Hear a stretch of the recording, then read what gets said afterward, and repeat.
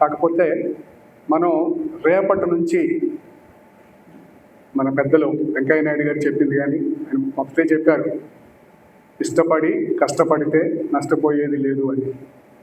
మేము మీరు ఇక్కడి నుంచి రోజు మెస్కెళ్తున్నప్పుడు పక్కన కొన్ని సూక్తులు, చక్కటి ఇల్లు కట్టుకున్నా సరే పక్కింటి పోరగాడిని కొట్టిన దోమ మీ ఇంటికి వస్తుంది, మిమ్మల్ని కొడుతుంది.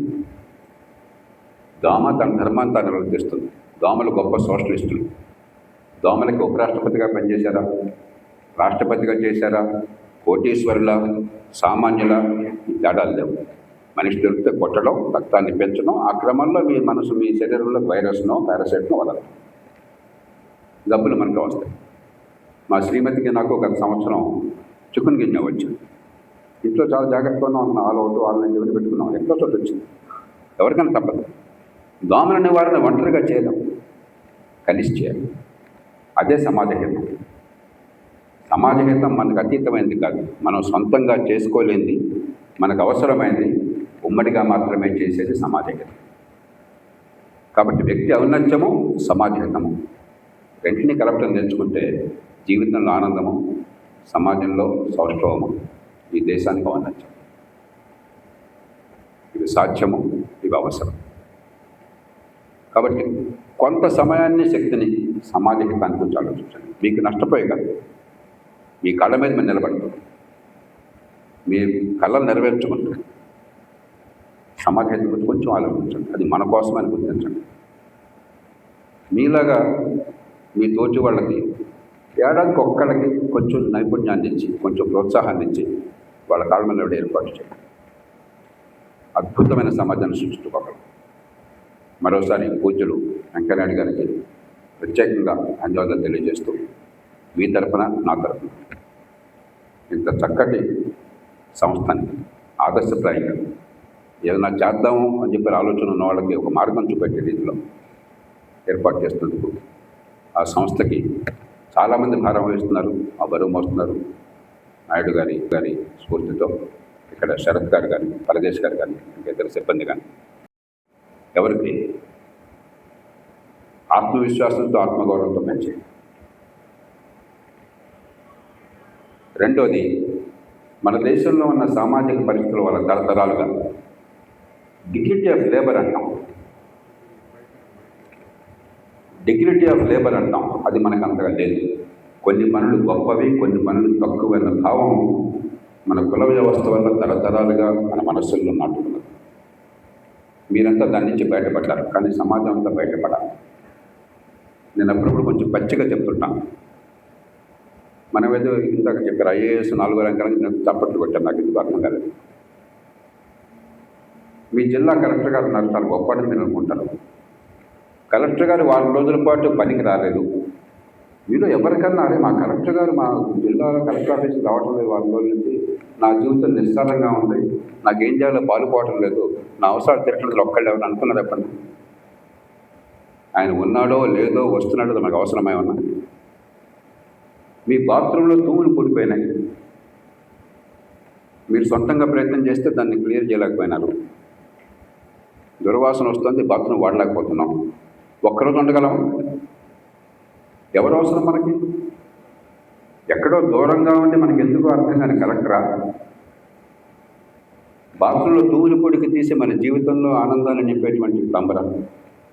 ఒక్కసారి ఆలోచించండి, ఎవరు ముఖ్యం? మనకు అది అర్థం కాకుండా ఒక పిచ్చిని ప్రవేశపెట్టింది సమాజం, ఈ దేశం. వలస పాలన కారణంగా కొంత, అంతా రాజ్యమే ఒక లైసెన్స్ పర్మిట్ రాజ్యాన్ని పెట్టి అన్నీ కేంద్రీకరించి మన మృత్యులుగా చేసినటువంటి వ్యవస్థ మరికొంత కారణాలుగా మనకు అర్థం కాకుండా ఎక్కడ ఆనందం ఉంది, ఎక్కడ గౌరవం ఉన్నది, ఎక్కడ స్వావలంబన ఉన్నది అర్థం కాకుండా చేసింది. ఇది అర్థం కాని సమాజం ఎదగలేదు. అద్భుతమైన కాలంలో మీరున్నారు. చుట్టూ చూస్తూ చాలా గందరగోళం అనిపిస్తుంది, కానీ ప్రపంచ చరిత్రలో ఇప్పుడు నన్ను అవకాశాలు లేవు. సంపద పెరిగే అవకాశం కానీ, మనం అనుకున్నంత అభివృద్ధి సాధించాలి అనుకున్నా కూడా 7-8% పెరుగుతున్నాం. ప్రపంచంలో టాప్లో ఉన్నాం పెరగడంలో. ఇంకా 2-3% పెంచవచ్చు. 7-8%కి 9-10% మధ్య చాలా చాలా తేడా ఉంది. ఒక అంకె అనుకోమా, చాలా తేడా ఉంది.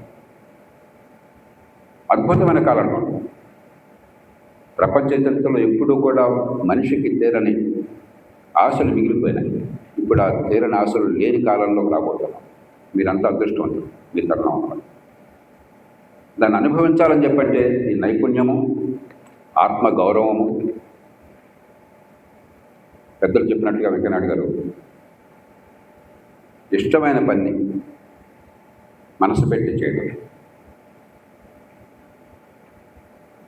అందుకనే అర్హత మనకున్నది. వేడ చుట్టూ అద్భుతమైన అవకాశాలు ఉన్నాయి. మన మేధస్సును ఉపయోగిస్తే, మనకు నైపుణ్యం ఉంటే అవకాశాలు అందుకోవచ్చు. ఒక చిన్న ఉదాహరణ, చిర్పుంజి పేరు మీరు వినుంటారు, విన్నారు కదా? చిర్పుంజి, మౌన్సీరం, ప్రపంచంలో అత్యధిక వర్షపాతం ఉన్న ఎక్కడ గుర్తుందా? పుస్తకాల్లో మర్చిపోయారు. ప్రపంచంలో అత్యధిక వర్షపాతం ఉన్న ప్రాంతాలు మన దేశంలో మేఘాలయ రాష్ట్రంలో, ఈశాన్య భారతంలో. అక్కడ వర్షం 60 అడుగుల వర్షం ఉంటుంది. ఒక పెద్ద గంగాళంలో కనుక నింపినట్టయితే అభిలో ఉంచుకోవాలో తెలియదు. సంపద నేలను తవ్వితే అది వచ్చేది కాదు. సంపద మన మేధస్సు నుంచి వస్తుంది. ఉన్న అవకాశాన్ని మనల్ని ఉపయోగించుకోవాలని తెలుస్తూ వస్తుంది. దానిలో భాగస్వాములైతే అందమైన జీవితాన్ని సొంతం చేసుకోవడం ఇవాళ యువతరానికి సాధ్యం ఈ దేశం. ఎప్పుడు లేనంతగా మేము చదువుకున్న రోజుల్లో మాకు ఏమీ తెలియదు. చదువు అంటే కొంచెం మార్కులు వస్తే ఇది, కొంచెం తక్కువ వస్తే ఇది, కొంచెం ఇది, ఈ ఉద్యోగం ఇదే లేదు.